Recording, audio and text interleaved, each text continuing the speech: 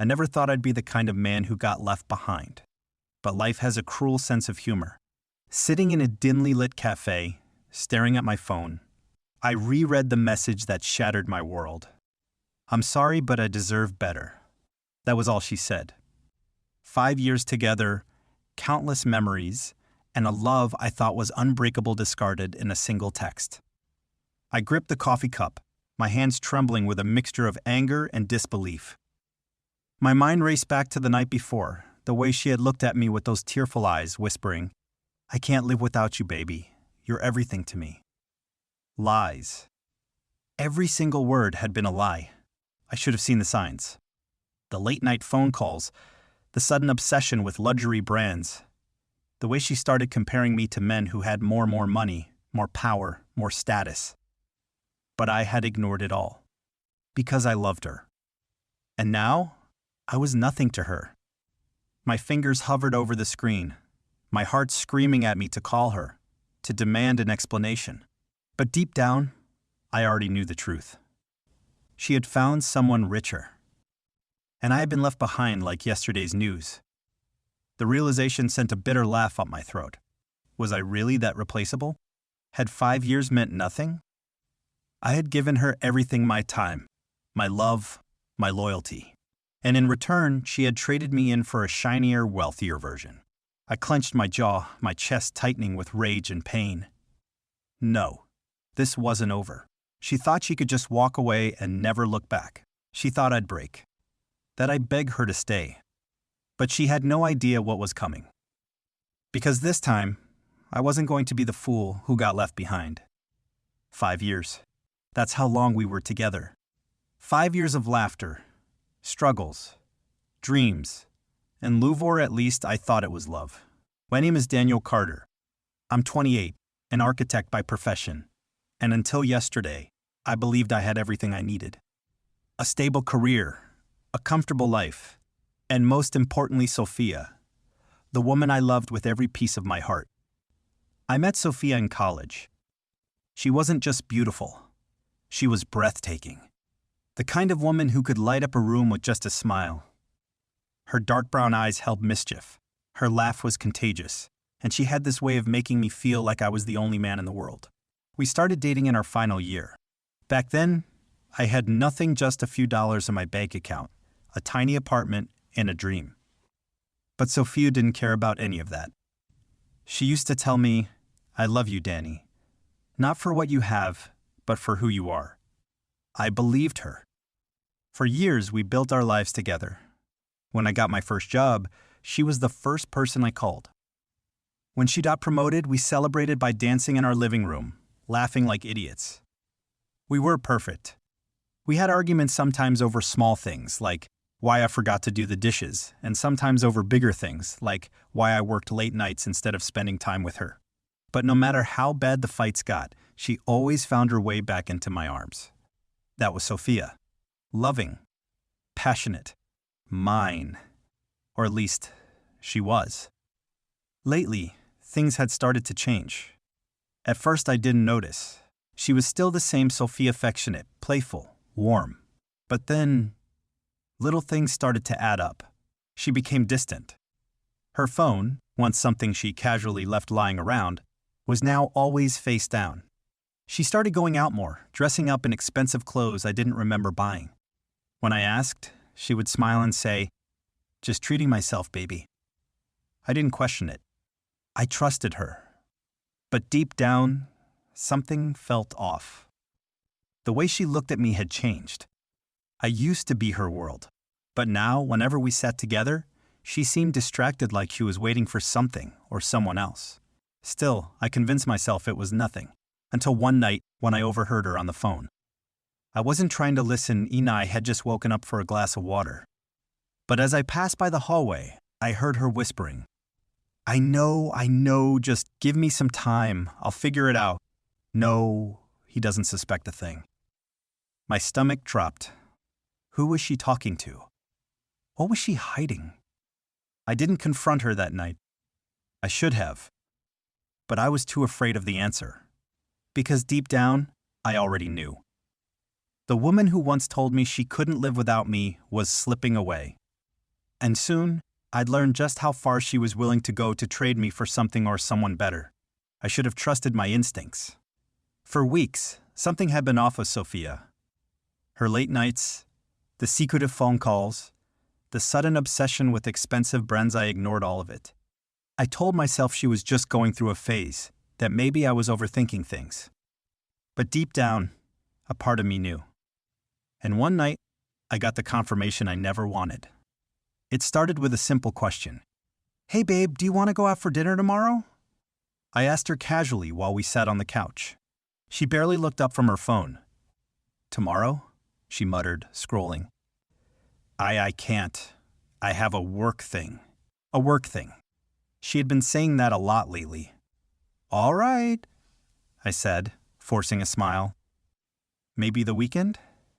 She hesitated. "I don't know, Danny. Work is crazy right now. Let's see, okay?" I nodded, but something inside me cracked. Sophia loved date nights. She was the one who always dragged me out, even when I was exhausted from work. But now, suddenly, she was too busy. I didn't want to be that boyfriend, the insecure, paranoid type who checked his girlfriend's phone. But that night, as she slept beside me, her phone lit up with a message. Curiosity got the best of me. I leaned over and glanced at the screen. "Can't wait to see you tomorrow. Miss you already. Read." My heart stopped. The message was from someone named Nathan. Nathan? Who the hell was Nathan? I felt my breath hitch as I stared at the words. My pulse pounded in my ears. My hands clenched into fists. I turned to look at Sophia, sleeping so peacefully next to me, as if she hadn't just shattered everything we had. I swallowed hard, fighting the lump in my throat. I had two choices. I could wake her up and confront her right then. Demand to know who Nathan was and why he was texting her like that, or I could wait. I chose the latter, because I needed proof. The next day, I left for work as usual, but I wasn't really working. My mind was consumed with questions. Who was he? How long had this been going on? Had she already cheated on me, or was this just the beginning? By the afternoon, I had made up my mind. I was going to follow her. That evening, I told Sophia I had a late meeting at work. She barely reacted, just nodded and told me to not work too hard. I waited until she left the apartment. Then, I followed her. I told myself that maybe I was wrong, that she was really meeting a friend or a coworker, that I was just being paranoid. But when I saw where she went, I knew I wasn't wrong. She walked into an upscale restaurant, the kind we never went to because it was too expensive. And waiting for her, standing by the entrance, was a man in a tailored suit. Tall, well-groomed, exuding wealth. Nathan. She smiled at him. That same smile she used to give me. The one that made me feel like I was the only man in the world. I felt sick. Then, she did something that made my blood run cold. She leaned in and kissed him. Not a friendly peck. Not an awkward hesitation. A full, deep, passionate kiss. Like I never even existed. I gripped the steering wheel so hard my knuckles turned white. My entire world tilted. Sophia, the woman who once told me she couldn't live without me, had replaced me. And she hadn't even hesitated. I sat there, watching as they walked inside, laughing, talking like they belonged to each other. Like I was nothing but a shadow of her past. I could have stormed in right then. I could have confronted her, demanded an explanation, caused a scene, but I didn't. Because at that moment, something inside me shifted. This wasn't just about her cheating. This was about the fact that she had lied to my face, made me believe she still loved me while planning her exit strategy. And if she thought I was going to just sit back and cry about it, she was dead wrong. I drove home in silence. My hands gripped the steering wheel so tight my knuckles ached, but I barely noticed. My mind was spinning, replaying what I had just seen Sophia, my Sophia, in another man's arms. I wanted to believe there was some kind of explanation. Maybe he was just a friend. Maybe it was a misunderstanding. Maybe no. I wasn't stupid. That kiss wasn't friendly. That laugh wasn't casual. That dress she wore tonight, the one I had never seen before, wasn't for a work event. It was for him. The thought made my stomach turn. I pulled into my driveway and sat in the car for a long time, staring at the empty passenger seat where Sophia used to sit, singing along to the radio, stealing fries from my takeout bag, laughing at my terrible jokes. That version of US of her felt like a distant memory now. I let out a shaky breath, leaning back against the seat. What was I supposed to do now? Confront her? Demand answers? Would she even tell me the truth? Or would she just gaslight me, make me feel like I was the crazy one? It's not what you think, Danny. You're overreacting. He's just a friend. I gritted my teeth. No. Not this time. I had spent years trusting her, believing every word that came out of her mouth. But I wasn't going to let her lie her way out of this. She had already made her choice. I was just a fool who had taken too long to see it. When Sophia came home, I was sitting on the couch, staring at the blank TV screen, my mind numb. "Hey, baby," she called out, dropping her purse on the table. "How was work?" I turned to look at her. She looked normal, casual. Like she hadn't just spent the night with another man. Like she hadn't just ripped my heart out of my chest. "It was fine," I said, my voice disturbingly calm. She smiled and walked over, pressing a kiss to my cheek. I clenched my jaw, forcing myself to stay still. Her scent vanilla and jasmine news to make me weak. No, it made me sick. "You okay?"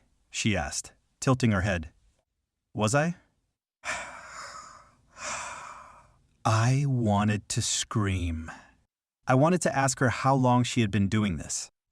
I wanted to see the look on her face when I told her I knew. But instead, I just nodded. "Yeah," I said. "Just tired." She sighed, running her fingers through my hair. "You've been working too hard, Danny. You need to take better care of yourself." The audacity. She was cheating on me. Lying to me. And yet she was still playing the role of the loving girlfriend. How long had she been pretending? How many times had she kissed me with his taste still on her lips? I felt like I was suffocating. "I think I'm gonna take a shower," I muttered, standing up. "Okay, baby," she said, smiling sweetly. "I'll join you in bed soon." I nodded and walked away. The moment I closed the bathroom door, my whole body shook. This was worse than I thought. She wasn't just cheating on me. She was living a double life, and I had been too blind to see it. But not anymore. She thought she had me wrapped around her finger. She thought I was weak. She had no idea what was coming. The evening felt different. Sophia was acting the same, smiling, laughing, pretending like she wasn't about to rip my heart out of my chest. But I saw it now. The little glances at her phone, the way her fingers tapped nervously against the table, the fake warmth in her voice. She thought I was clueless. She thought she had everything under control. But I was done playing the fool. I let her leave the night like she always did. She made dinner, poured us wine, talked about her day as if it was just another normal evening. And then, when the plates were cleared, she took a deep breath. "Danny, we need to talk." Here it was. I leaned back in my chair, swirling my wine glass, pretending like I wasn't already 5 steps ahead. "Yeah?" I said, keeping my voice calm. She hesitated. She bit her lip. "This is really hard for me to say, but I think we should break up." I stared at her, giving nothing away. "Break up?"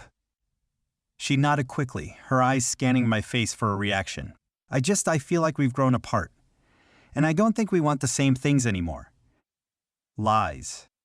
Every word out of her mouth was a lie. "We've grown apart?" I repeated, tilting my head. "Or you just found someone richer?" Her face paled. "WW what?"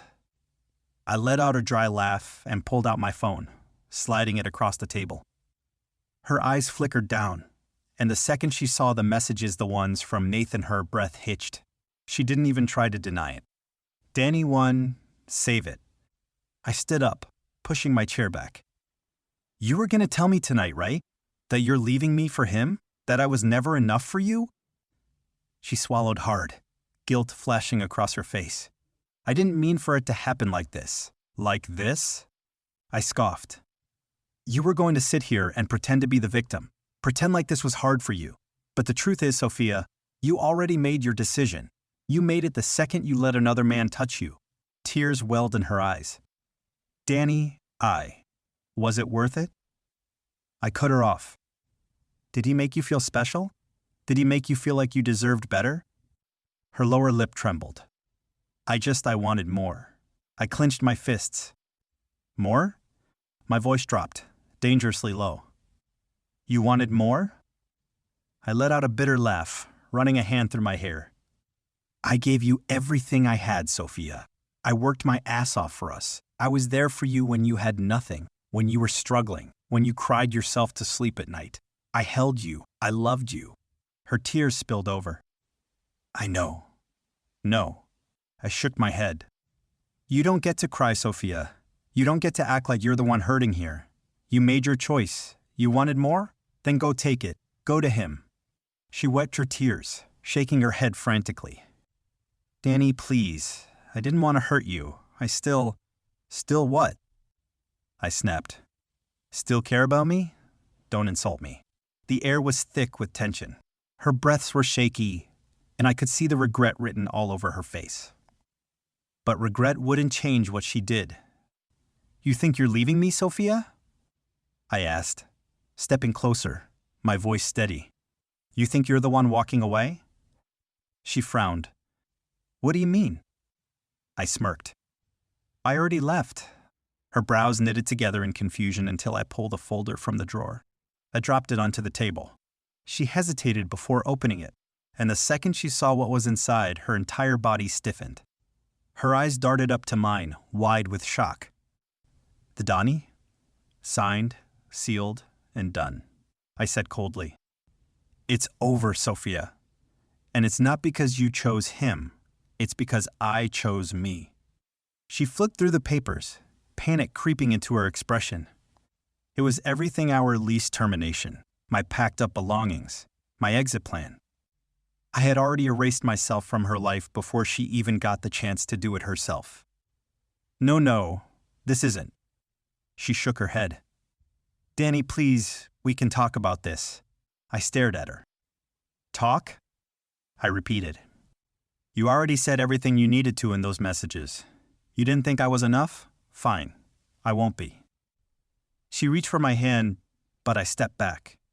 Goodbye, Sophia. And just like that, I turned around and walked away. She called my name, begged me to stop, but I didn't. For the first time in years, I put myself first. And I never looked back. I walked out of the apartment, my steps steady, my heart pounding.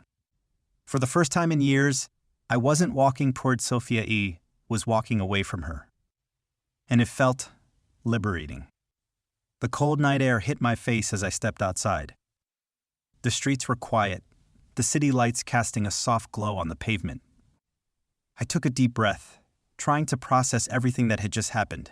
It was over. No more lies. No more pretending. No more waiting for her to love me the way I had loved her.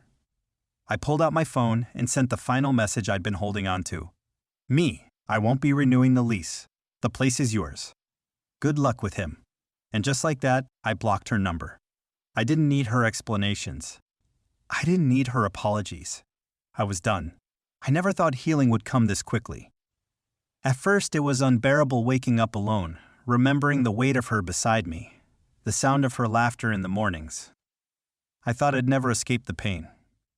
But I did. One day at a time, one step at a time. I rebuilt myself. I moved out of that apartment, got a new place, something smaller, something mine. No memories of her in the walls, no echoes of her voice in the silence. Just me, starting fresh. I hit the gym harder, spent more time with friends, threw myself into work.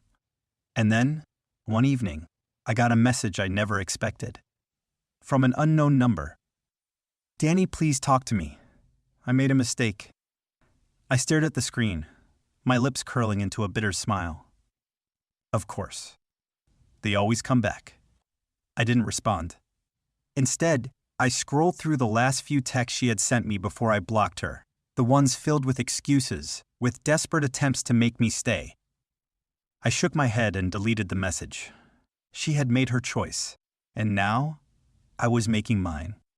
I wasn't the same man who begged for her love. I had moved on. And for the first time in a long time, I was happy.